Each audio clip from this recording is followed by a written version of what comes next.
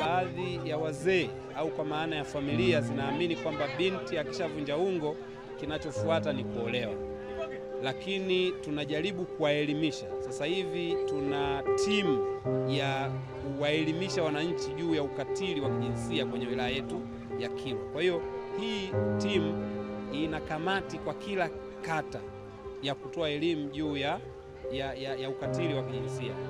Lakini pia tunamshukuru Dr. Samia, Mheshimiwa Rais, alileta tume.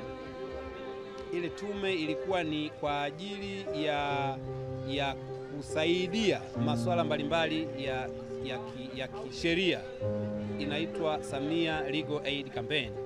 Kwa hiyo na hapa kwetu Kilwa tulipokea, na moja kati ya vitu ambavyo vilikuwa inashughulikia ni hili swala la ukatili wa kijinsia. Kwa hiyo tatizo tunalo, lakini kwa kiasi kikubwa limepungua.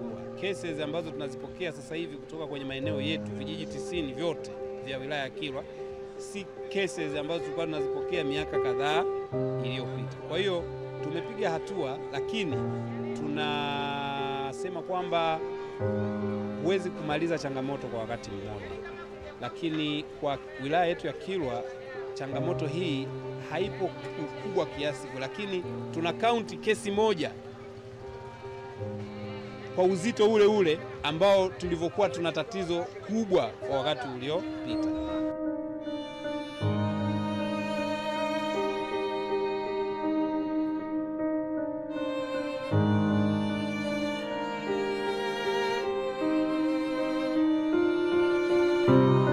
Kwa hiyo tukipata taarifa kama nilivyotoa kwenye tangazo langu leo, tukasikia mzazi amemwozesha binti mdogo ambaye anatakiwa aende shule, cha kwanza tunakamata aliyeoa, lakini cha pili tunakamata familia iliyoruhusu mtoto aolewe.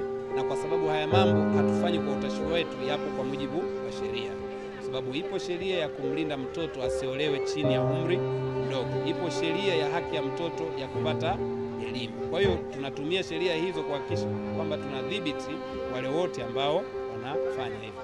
Lakini kwenye wilaya yangu tumeenda mbali zaidi. Hatusubiri mpaka mtoto aolewe ndio tumtafute. Tumetengeneza mfumo wa kupata taarifa kabla ya watoto kuweza kuolewa. Kama mwezi mmoja uliopita, kulikuwa kuna binti mmoja, mzee wake alikuwa anafanya matayarisho ya mtoto ule kumuozesha, lakini tulipata taarifa, tukaharibu ndoa ile, na yule mzee tayari ana kesi iko mahakamani. Baada ya kumkamata na polisi kumhoji, tumemfungulia kesi, na yule mtoto tumempeleka kwenye eneo salama na sasa anaendelea na masomo yake. Kwa hiyo hizo ndio hatua ambazo tunazichukua kwa wilaya yetu ya Kilwa.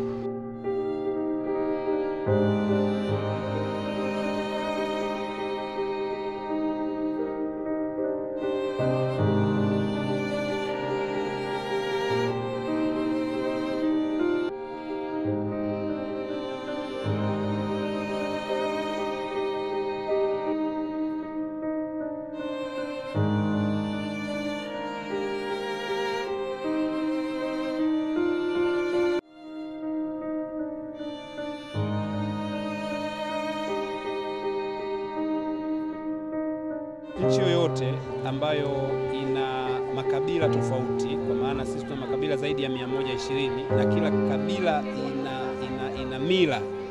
Kwa hiyo kuwafikia wote na kuwaelimisha kwa wakati mmoja si jambo rahisi.